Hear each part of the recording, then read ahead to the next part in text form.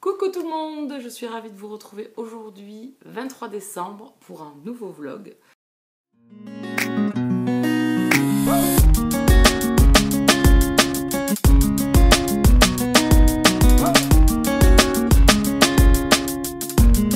On va parler de mes lectures, parce qu'il serait temps quand même, j'ai quelques petites choses à vous dire. Et on va ouvrir les calendriers de l'Avent du jour 22 et du jour 23. Puisque je vous ai fait une vidéo, alors je sais, il faut que je la poste, c'est tout, où je vous parle des blogueurs, instagrammeurs, booktubeurs que je suis, que j'aime bien suivre. Voilà, j'avais envie d'échanger. Savez-vous, je vous avais dit que je vous le ferais sur Instagram, et en fin de compte, j'ai trouvé qu'en vidéo, ça serait peut-être mieux. Mais j'ai carrément oublié à la fin de la vidéo d'ouvrir, oui, vraiment, d'ouvrir le calendrier du jour 22, donc on va le faire ensemble. Dans le jour 22, nous avions chez L'Oréal un liner, un pinceau, voilà. Et la couleur, c'est un... Je vais encore en mettre sur ma main. Ah, c'est un prune. Un peu rouge, un peu prune. Voilà, j'aime beaucoup. J'aime les liners. Bon, les liners pinceau comme ça me dérange pas. J'en avais de chez Sephora. Donc, je vais essayer celui-ci. Le design est assez... C'est pour qu'on ait la prise, je pense, au niveau de la main. Donc ici, c'est beaucoup plus petit. Je pense que c'est pour avoir la prise. Donc, je vais serrer ça. Une espèce de... Alors là... Oh, je n'ai pas mes lunettes là, donc je ne vais pas pouvoir vous donner la teinte. Je suis désolée, je n'y vois rien. Et le deuxième, donc le jour 23, c'est un mascara. Si je ne dis pas de bêtises, oui. Alors, attendez, je vais l'ouvrir quand même. J'aime bien voir les brosses, bien évidemment. Voir comment c'est. C'est très pratique. Je comprends pas pourquoi ils mettent des plastiques alors que c'est un calendrier de l'Avent. Voilà. Ils ont qu'à les enlever. Donc, un mascara. C'est le Bambi Eyes False Lash. Je ne le connais pas du tout. Donc, nous verrons bien. C'est une brosse silicone assez épaisse avec des tout petits picots. Tout petits, tout petits. Donc, on verra. Je vous dirai ça. Bon, un mascara, j'ai largement ce qu'il faut. Voilà, voilà. Donc, comme ça, on en a fini. Comme ça, on a terminé avec les calendriers. Il restera le jour 24. Je reviendrai de toute façon, je pense, après Noël maintenant pour faire un autre vlog. Parce que demain, le 24, je vais être quand même pas mal occupée. Et le 25 aussi. Peut-être en fin de journée, peut-être je serai un peu plus tranquille. Donc c'est une huile pailletée. Donc je pense que c'est pour le corps. C'est ça, c'est une huile pour le corps de la gamme Karma. Donc, petite odeur toute légère. Donc, vous badigeonnez ça sur le corps si vous avez une robe ou un décolleté ou sur les jambes, voilà, pour avoir un effet brillant. Donc, je testerai ça. Vous savez, c'est très huile. Vous le secouez bien et vous avez toutes les paillettes. C'est très joli packaging. Bon, c'est un format voyage. Mais ça, vous n'en mettez pas non plus. Vous faites pas comme ça, quoi. Hein. Vous le versez pas dessus comme. Voilà, donc il y en a largement assez, voilà, de temps en temps, pour mettre de la paillette dans votre vie. Voilà. Et le dernier le jour 23, c'est un full size, je pense. Il est immense. Alors, je vais essayer de l'ouvrir sans casser le carton. Oh, j'adore. Alors, je vais essayer de ne pas tout foutre en l'air. C'est un diffuseur fragrance pour la maison. De la senteur Jing. Alors, on est ici. Alors, qu'est-ce qu'il y a dans celui-ci? Je ne sais pas. Bâtonnet parfumé, oui, d'accord. Mais l'odeur, on ne dit pas, on ne sait pas, on ne veut pas nous dire. Et bien, de la gamme Jing, de la fragrance Jing. Je vais l'ouvrir.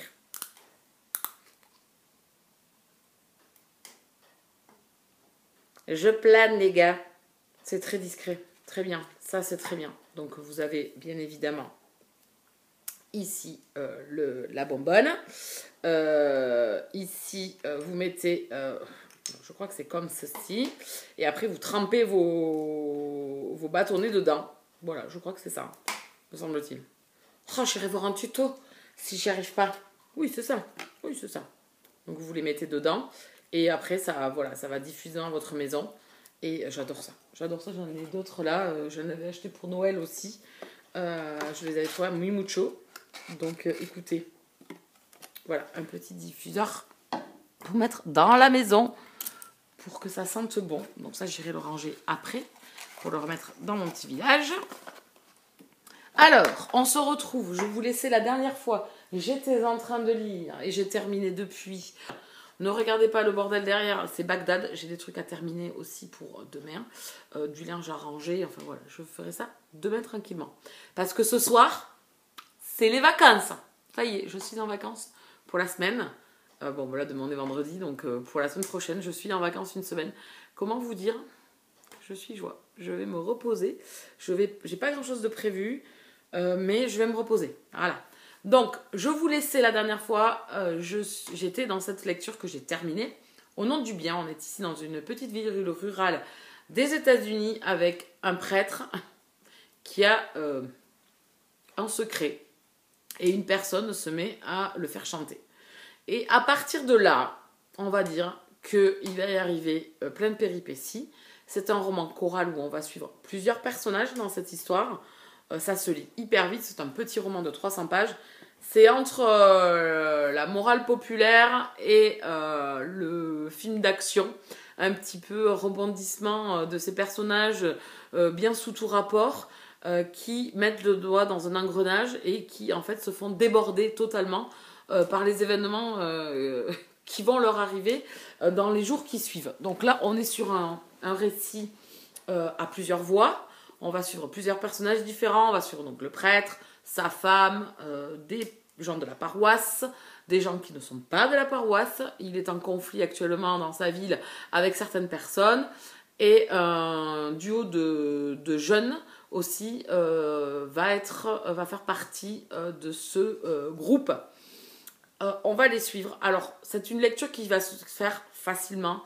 On est bien sûr ici dans un récit assez moralisateur sur l'Église, sur l'humain. Pas forcément que l'Église, mais sur l'humain en lui-même, sur ses actes, sur les conséquences de ses actes.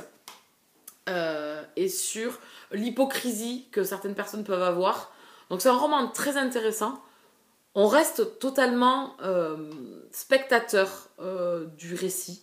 Bon, c'est un peu rocambolesque, moi j'ai trouvé quand même. Hein.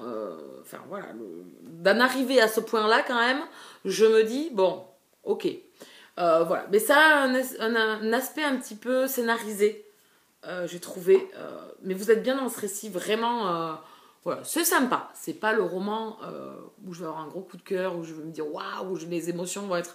Non, vous lisez ça avec intérêt. Bien évidemment, on va nous parler de prêcher la bonne parole, de prêcher la foi, de comment les gens peuvent mentir, comment les gens peuvent être hypocrites, comment les gens peuvent être moralisateurs sans forcément balayer devant leur porte. Donc un petit peu le monsieur, madame, tout le monde que l'on peut rencontrer. Même si ici, je trouve que les personnages sont un peu caricaturés parce que je trouve que c'est vachement appuyé. Alors je suis allée faire des recherches. Donc Jack Hinkson est le fils d'un pasteur, me semble-t-il, si j'ai bien suivi. Et les autres romans qu'il a écrits également tournent autour de la religion, de personnages qui sont prêcheurs. Voilà, et on a vraiment un pointage du doigt sur l'Église en général. Je pense que peu importe la religion, peu importe la foi, c'est surtout les gens qui prêchent cette parole divine. Sont-ils assez purs, je dirais, pour prêcher cette belle parole? Est-ce que les mots ne sont pas transformés? Est-ce que l'enseignement n'est pas transformé suivant la personne que vous avez en face de vous? Voilà, donc il y a vraiment des choses que l'on peut retrouver dans d'autres romans. C'est très bien amené, vous passez un bon moment de lecture. Il y a voilà, une petite réflexion sur la foi, sur comment prêcher la foi, sur l'hypocrisie humaine. mais rien de révolutionnaire, je dirais. En fait, vous n'apprenez rien, vous suivez le récit. Et j'ai trouvé que c'était un peu poussé sur la fin, même si ça se lit très très bien. Ça pourrait être d'ailleurs adapté, je pense, en film. Voilà, vraiment, ça pourrait être adapté en film. Et puis, je peux que vous le conseiller si vous voulez passer un bon moment de lecture. Voilà, vous plongez là-dedans. Voilà, les seuls personnages qui m'ont touché, c'est Gary, le jeune homme, et son ami, sa copine. Mais vous restez vraiment hermétique des émotions. C'est pas appuyé pour vous faire ressentir des choses, même les choses un peu révoltantes, je dirais, un peu qui pourraient vous mettre en colère sur certaines choses. Vous êtes spectateur, ça vous transcende, pas plus que ça. Voilà, donc c'est sympa, mais c'est pas révolutionnaire. J'ai pas été happée totalement par ce récit. Je pense que c'est quand même un roman qui restera gravé, je pense, dans ma mémoire, mais pas par le fait du livre remarquable dont je ne vais rien oublier. Voilà. Mais c'était assez sympa. Ça se lit hyper facilement, par contre. C'est hyper facile, c'est cru par moments. Enfin, voilà, on a vraiment des personnages... Monsieur, madame, tout le monde. Voilà. Donc je peux que vous le conseiller si je vous ai tenté éventuellement par ce récit.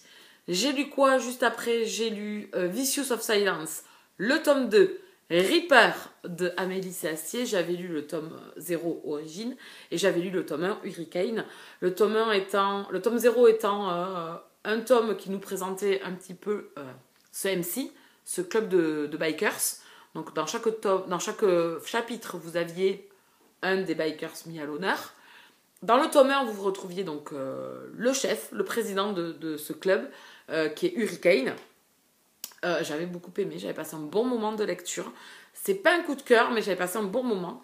J'avais tenté la saga Blood of Silence, puisque dans les Blood, il y avait le tome 4 qui me tentait, puisque le tome 4 des Blood est un MM. Ouais, c'était pour ça que j'étais tentée. J'ai lu le tome 1. C'est pas la lecture de l'année, j'ai pas passé un super moment de lecture. Ça s'est laissé lire, beaucoup en avaient après l'héroïne de l'histoire. Moi, fondamentalement, pas forcément, j'en avais plus après les deux personnages masculins en fait de l'histoire qui m'ont laissé totalement hermétique. Ils n'ont pas été accrocheurs pour me faire continuer en fait la saga. Je pense que je continuerai quand même parce que je veux lire ce tome 4. Voilà, Et puis ici, la façon dont on nous est raconté l'histoire, vous pouvez totalement lire les Vicious of Silence sans avoir lu les Blood, ce qui est mon cas, je n'ai pas lu la saga des Blood, et vous comprenez tout à fait. Les personnages des Vicious vous font des rappels sur leur passé dans leur club respectif. Vous n'êtes pas forcément perdu. Enfin, moi, pour l'instant, je ne suis pas du tout sur les personnages que j'ai déjà lus, donc qui sont Hurricane et la Reaper. Voilà, c'était pour faire une parenthèse. Parce que je sais qu'on m'avait posé la question, et non, ça n'empêche en rien, je vous dis, moi j'ai pas lu les Bloods. Parenthèse terminée, on revient à Reaper. Dans Reaper, vous allez suivre le vice-président de ce club de bikers, qui est donc Reaper, qui est le meilleur ami de Hurricane. Et on va suivre également une jeune femme, et bien je me souviens, Salem, pardon, je m'étais perdu son prénom. Dans ce tome-là, on va les avoir déjà vus à la fin du tome 1. J'ai beaucoup aimé ce tome 2. Il n'y a pas de chichi. Ça fait un moment que j'ai pas lu de MF. Cette année, j'en ai lu très peu. Je crois que j'en ai lu 7 en tout, en comptant celui-ci. Donc vous voyez, du MF, je n'en ai pas lu beaucoup. Mais celui-ci, il marche super bien. On a deux personnages avec de forts caractères qui savent s'affirmer, mais qui savent aussi s'exprimer. Et s'exprimer l'un avec l'autre. Ils vont partir dans une sorte de road trip. Vraiment, Amélie a su un peu m'amener la surprise par rapport à cette fin du tome 1 où je me suis dit, oh là là, dans le tome 2, je sais pas si je vais accrocher. Et en fait, si, totalement. Et elle a su me surprendre, m'embarquer. J'ai beaucoup aimé ces deux personnages, que ce soit autant Salem, le personnage féminin. Alors des fois j'ai un peu de mal avec les personnages féminins, et des fois j'ai un peu de mal avec les personnages masculins, mais là ça match très très bien. J'ai beaucoup aimé comment elle a fait évoluer Reaper, ce personnage qui n'a pas froid aux yeux dans la vie, mais qui a froid aux yeux par rapport à ses sentiments, ses émotions qu'il peut avoir par rapport à ses amis des Vicious, mais aussi avec les femmes. Et vraiment là, elle a su là encore contre-pied vraiment tout le long du roman, ça a été à contre-pied de ce que j'allais m'attendre et de me dire, vu, revu, revu. Non, en fait, ça a les schémas, je dirais, de la romance contemporaine, dans un univers de bikers. Il y a beaucoup de respect, et ça, je trouve que j'adore. Voilà. Je déteste, en fait, quand il n'y a pas de respect et que c'est du grand n'importe quoi, que, les Hells Horsemen, j'ai lu le tome 1. Alors, c'est pas ce qui me fait kiffer, en fait, dans la romance. Dans la romance, je veux qu'il y ait de la confrontation, c'est certain, que ça en donne, que peut-être ils se haïssent et qu'ils vont s'en mettre plein la tronche, mais toujours en gardant un respect et une culpabilité peut-être d'un deux personnages quand il fait de la merde. Voilà. Ici, c'est super bien monté. C'est une espèce de danse entre ces deux personnages, c'est fluide, voilà, on se laisse porter et en même temps autour de nous, autour de cette bulle qu'il se crée, on est dans un endroit pas très cool. On sait que les enjeux sont hyper importants pour les Vicious. Voilà, à côté, on a cette atmosphère un petit peu malsaine, un petit peu violente autour de ce couple, de ce qu'ils vont vivre dans leur road trip. Mais ça marche super bien, ça fait vraiment, il y a une balance parfaite. Il y a un contre-pied fait par rapport à la fin du tome 1 où je me suis dit, voilà, comme je vous disais tout à l'heure, je vais pas aimer. Franchement, géré parfaitement, j'ai adoré Salem. Vraiment, c'est un personnage féminin, fort et en même temps fragile, mais qui se bat et qui se bat avec des problèmes. Voilà, c'est deux personnages qui ont beaucoup de problèmes dans leur vie personnelle. Voilà, ils trouvent des échappatoires pour essayer de garder la tête hors de l'eau. Et grâce à cette union qu'ils vont faire ensemble, cette entraide au départ, c'est juste une entraide, ils vont essayer de sortir la tête de l'eau et de sortir de ce marasme dans lequel ils sont. Et au milieu, ils vont essayer de trouver cette petite étincelle qu'ils ressentent l'un envers l'autre et essayer d'aller jusqu'au bout. Et c'est ce que j'ai aimé, c'est qu'il n'y a pas de marche arrière, il n'y a pas de faux semblant, il n'y a pas de... Voilà, on est vraiment dans deux personnages qui savent ce qu'ils veulent et qui vont jusqu'au bout de ce qu'ils veulent. C'était parfait. J'aurais détesté j'avance, je recule, j'avance, je recule. J'avoue que, bon, en ayant lu pas mal de romances, c'est pas forcément ce schéma-là qui aujourd'hui me plaît. Mais là, Amélie, elle a géré ça parfaitement. J'ai beaucoup aimé ce tome 2. Vraiment, je pense que dans l'année, ça fait partie de ces MF que j'ai... enfin, MF, c'est homme, mâle, femelle, homme-femme, que j'ai beaucoup aimé. Voilà, vraiment, vraiment, il est très bien mené. Et bien sûr, on a bien, comme dans le tome 1 à la fin, qui était dirigé vers ce tome 2, dans la fin de ce tome 2, on est dirigé vers le tome 3.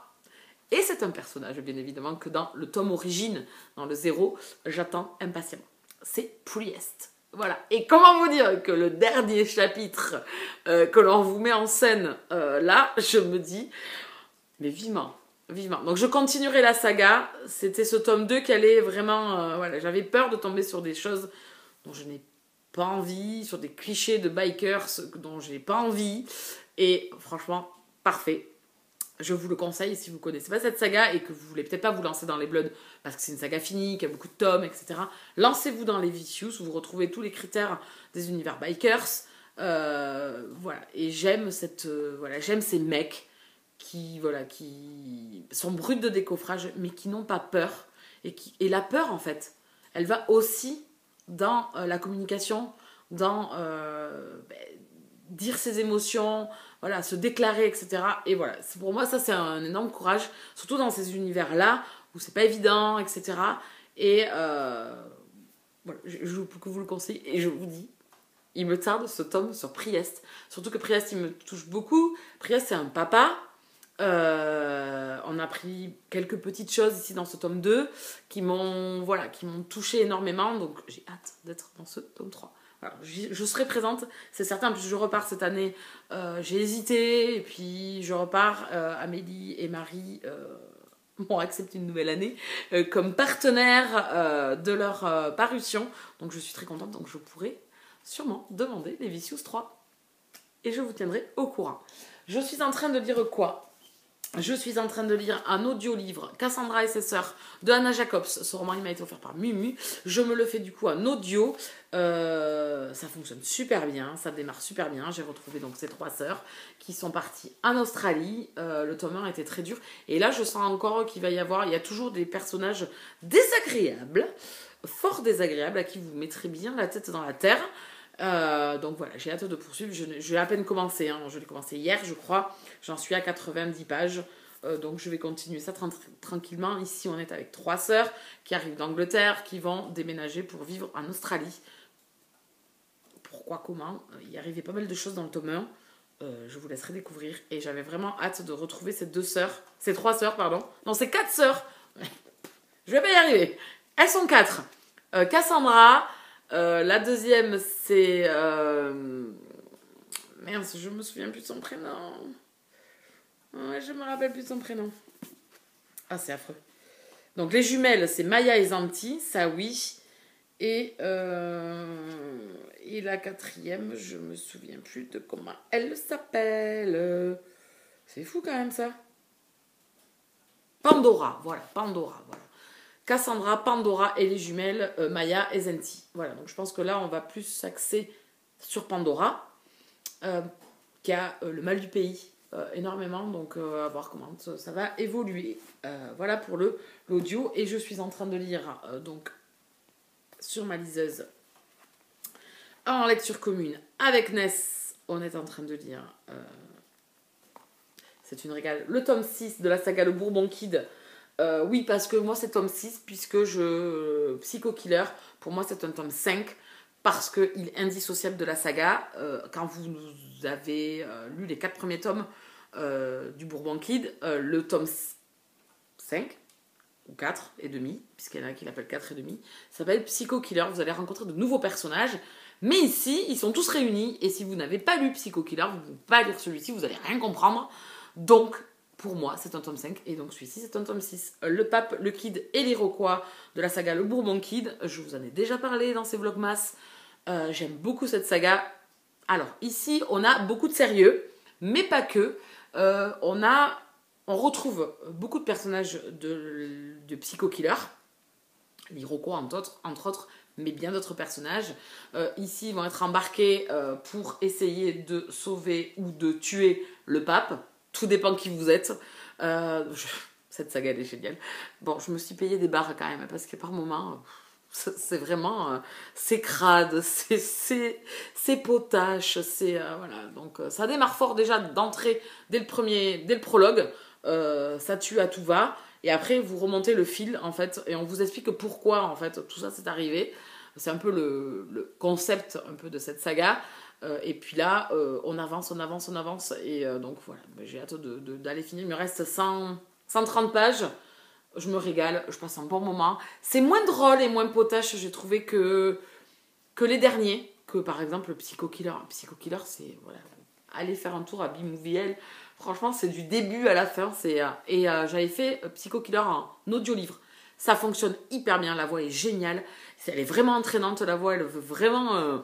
elle met vraiment en plus une ambiance supplémentaire, je trouve. Bon, là, je le fais à l'écrit, parce que les 4 autres, je les avais fait à l'écrit, mais allez-y, vraiment, allez-y. Le Bourbon Kid, c'est un univers fantastique, complètement barré entre un western moderne, un peu à la Sin City, un peu ces univers complètement barrés. Donc, voilà, je vais terminer ça, je pense, aujourd'hui ou demain. Demain, si j'ai le temps, verrons bien. Et du coup, est arrivé un petit colis aujourd'hui, et après j'en ai fini, je vous laisse tranquille, parce que je vois que j'ai beaucoup parlé cette fois-ci. J'ai reçu en plus aujourd'hui un petit colis de la part de Maureen, donc à la Cat Love. Je mettrai son Instagram en barre d'infos. Elle m'a offert le tome 2 du Bourbon Kid, L'œil de la lune, c'est mon préféré celui-ci. Enfin, quoique, je crois que je les aime tous. Mais celui-là est mon préféré parce qu'on est vraiment là, on a l'histoire du Kid on a l'histoire du Kid. Voilà, l'histoire du Kid ne s'arrête pas là, hein, mais là, on a vraiment une plongée dans son passé. J'ai vraiment adoré. Et en fait, les 3 premiers tomes m'avaient été prêtés par une amie. Donc, je l'ai vu dans ma bibliothèque. Donc, j'ai le tome 1. Maintenant, j'ai le tome 2. J'ai tome 4, j'ai tome 4 et demi, et là je vais m'acheter donc le tome 3 et le tome 6, celui que je suis en train de lire, que je m'étais pris en numérique parce que... Pourquoi? Parce que dans ma librairie, il n'y était pas. Je suis allée voir... où c'est que je suis allée? Je suis allée voir Easy Cash, il n'y était pas. Voilà. Et il n'est pas actuellement sur Momox. Donc du coup, c'est pour ça que je ne me le suis pas pris encore en papier. Voilà, cette saga... Voilà. Ça, c'est le tome 2, L'œil de la lune. Celui-là, il est génial. Celui-là, il est... Enfin, de toute façon, ils le sont tous. Le tome 1, c'est la découverte et c'est complètement barré. Le tome 2, il est vraiment bien parce que vous avez le passé du kid. Et un peu son présent. Le tome 3, pareil, vous allez au cimetière du diable. Voilà. Le tome 4, c'est le livre de la mort, c'est pareil. Voilà. Dante, Cassie, enfin, ça fait partie de ces personnages. Sanchez, voilà. Vraiment, cette saga, si vous ne l'avez pas lu, il faut la lire. Vraiment. Merci, Maureen, beaucoup. Ça fait pas augmenter, comme elle dit, j'ai été gentille, je n'ai pas fait augmenter, t'as pu la lire. Non, mais t'as tapé dans le mille parce que je les veux dans ma bibliothèque, je vais leur trouver un petit coin pour les mettre tous après ensemble dans un petit coin. Mais il est trop beau. Vous le trouvez pas trop beau? Non, mais les couvertures sont vraiment, vraiment magnifiques. Voilà, c'est vraiment un très beau objet livre, tout noir comme ça, moi j'adore. Donc voilà. Donc je suis très contente, je te fais de gros bisous, je te l'ai déjà dit, je te le redis ici. Merci infiniment d'avoir pensé à moi et de m'avoir envoyé cette petite attention. Voilà, bon réveillon à tous, bonne fête et je vous retrouve, moi, bisous câlins.